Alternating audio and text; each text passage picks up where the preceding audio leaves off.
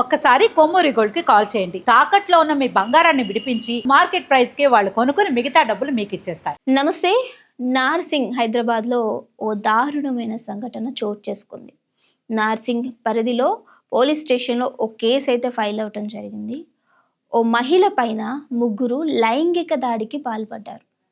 ఏం జరిగింది అని ఒకసారి వివరణ తీసుకుంటే పోలీసుల దగ్గర నుంచి, అటుగా వెళ్తున్నటువంటి ఓ మహిళ అర్ధరాత్రి సమయంలో ఇంచుమించు సుమారుగా 9-10 ఆ ప్రాంతంలో అది ఏదో పని చూసుకుని ఆవిడ అట్లా వెళ్తూ ఉండగా వీళ్ళు మద్యం తీసుకున్నారు. ఆ మత్తులో ఆల్రెడీ తాగుతూ తూగుతూ ఉన్నారు. నడక కూడా సరిగ్గా రాని పరిస్థితి. అంత దారుణంగా తాగేశారు. దీనికి తోడుగా గంజాయి, ఏదో డ్రగ్స్ అంటూ ఉంటామో, వీటిని సేవిస్తూ ఎదురుగా వెళ్తున్న వ్యక్తి ఎవరు అనేది కూడా కంటికి కానరాదు అంటారు. ఎవరైతే మత్తులో ఊగుతూ ఉంటారో, ఎదురుగా నిజంగా చెల్లో పిల్లో తల్లో ఎవరున్నా సరే, అక్కో ఎవరున్నా వారి కంటికి నిజంగా కనిపించరంట. ఆ మత్తు దిగిపోయిన తర్వాత ఈ పని మేము చేశామా అని అడుగుతారు. అలాంటి ఓ మత్తుని వాళ్ళు సేవిస్తూ ఉండగా పాపం ఆవిడ ఏం పాపం చేసుకుందో గాని అదే రోజు ఆ మార్గంలో వెళ్ళాలా, వీళ్ళు అక్కడే ఉండాలా ఈ దరిద్రులు జీవితాన్ని నాశనం చేయటానికి. ఆవిడ్ని అక్కడి నుంచి ఈడ్చుకొని వెళ్ళి ఒకరి తర్వాత ఒకరు లైంగికంగా దాడి చేసి అతి దారుణంగా ఆవిడ్ని హింసించి అక్కడి నుంచి పరారైపోయారు. ఈరోజు ఆవిడ పరిస్థితి ఎంత క్రిటికల్గా ఉందంటే, ఆవిడ బ్రతుకుతారా లేదా అనే ఓ స్టేట్లో ఆ మహిళ అయితే ఉండడం జరిగింది. సో ఇప్పుడు పోలీసుల దగ్గర నుంచి కావచ్చు, డాక్టర్స్ దగ్గర నుంచి కావచ్చు, సరైనటువంటి వార్త తెలియని పరిస్థితి కనిపిస్తుంది. ఆవిడకి ఏం జరిగింది, స్టేబుల్గా ఉన్నారా లేదా, ముగ్గురు కలిసి మృగంలాగా ఓ ఆడపిల్ల పైన పడితే ఆ అమ్మాయి పరిస్థితి ఏ విధంగా ఉంటుందని ఊహించటానికి కూడా నిజంగా ఆవిడ్ని చూసిన డాక్టర్స్ కావచ్చు, వాళ్ళు కూడా కంట తడి పెడుతున్నటువంటి పరిస్థితి కనిపిస్తుంది అక్కడ.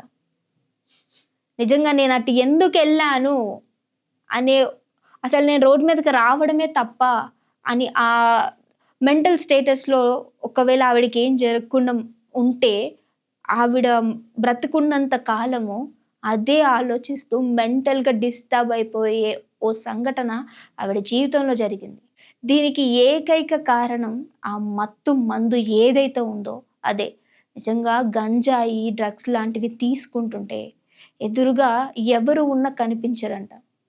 అది తీసుకున్న తర్వాత ఎవరినైనా మనము హత్య చేసినా సరే, నిజంగా ఆ మత్తు వదిలిపోయిన తర్వాత ఈ వ్యక్తిని మేము హత్య చేశామా అని మాట్లాడతారు. అంత దారుణంగా దాని ఎఫెక్ట్ అనేది ఉంటుంది.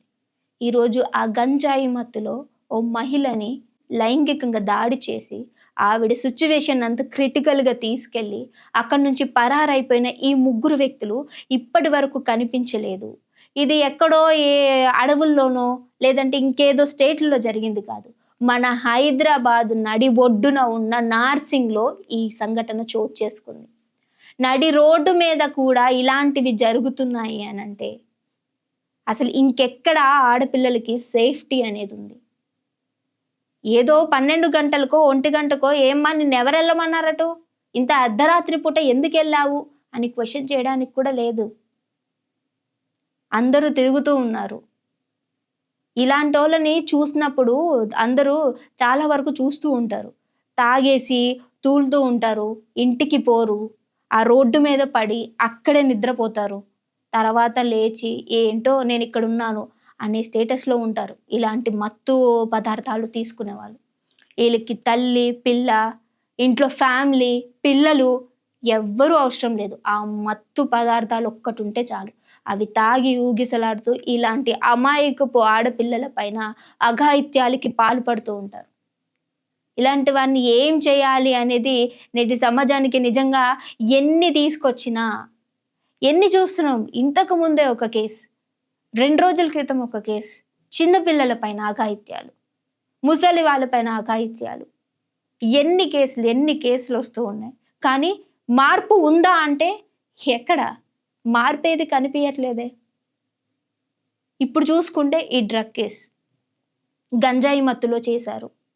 మత్తు దిగిపోతే నువ్వు చేసినటువంటి ఆ గాయము ఆ ఆడపిల్లకి పోతుందా? ఆ మచ్చ పోతుందా? ఇదంతా ఎక్కడి నుంచి వస్తుంది అనంటే అసలు గంజాయి ఎవరైతే అమ్ముతున్నారో వారికి ఉండాలి. అదే నీ ఇంట్లో నువ్వు అమ్ముతున్నావు కదా, నీ ఇంట్లో నీ ఆడపిల్లకో, నీ భార్యకో, నీ తల్లికో జరిగితే ఆ రోజు తెలుస్తుంది ఆ బాధ ఏ విధంగా ఉంటుందని. నిజంగా కల్తీ అమ్మేవాడంట ఆ పాలు తాగడు. ఎందుకనంటే ఆడికి తెలుసు వాడు కల్తీ కలుపుతున్నాడు. అవి తాగితే ప్రాణానికి ఎంత ప్రమాదం అవుతుందని ఆ వ్యక్తికి తెలిసి అది తాగడు. కానీ నీకు అమ్మేవాడు కూడా అదే కల్తీ నీకిస్తే అదే ప్రాబ్లం నీ ఇంట్లో ఉన్న వాళ్ళకి జరిగితే తెలుస్తుంది కల్తీ చేయడం ఎంత తప్పు అని. అలానే ఇలాంటి గంజాయి అమ్మేవాళ్ళు, డ్రగ్స్ అమ్మేవాళ్ళు మీ ఇళ్లల్లో వారికి, మీ ఇంట్లో ఆడబిడ్డలకి ఇలాంటివి జరిగితే ఈ మార్పు వస్తుందేమో నేను అనుకున్నా. ఇంకొకటి, అమ్మేవాడిది ఎంత తప్పో తీసుకునేవాడిది కూడా అంతే తప్పు. ఈ మత్తుకు బానిస అయిపోవడానికి ఏకైక కారణం ఇంట్లో సిచ్యువేషన్ సరిగ్గా లేకపోవడం. నీ ఇంట్లో నీ భార్యనో, నీ భర్తనో, నీ పిల్లలనో సరిగ్గా కేర్ చేసుకునేవారు ఉంటే, ఆ కుటుంబాన్ని చక్కబెట్టుకునే వాళ్ళు ఉంటే ఇలాంటి మత్తుకి బానిసలైపోరు. సో చిన్నప్పటి నుంచే వాళ్ళకు విత్తనం సరైనది వేస్తే మొక్క చాలా స్ట్రాంగ్‌గా పెరుగుతుందంట. అలా అవ్వాలి అనంటే ఇంట్లో నుంచే ఆ బీజం అనేది పునాది గట్టిగా నాటుకొని రావాలి బయటకి. సో మీ నుంచే మార్పు అనేది రావాలని మేము ఆశిస్తున్నాం. సో మీరేమనుకుంటున్నారు ఈ విషయాన్ని పట్ల? డెఫినిట్‌గా మాకు కామెంట్ చేయడం మర్చిపోకండి.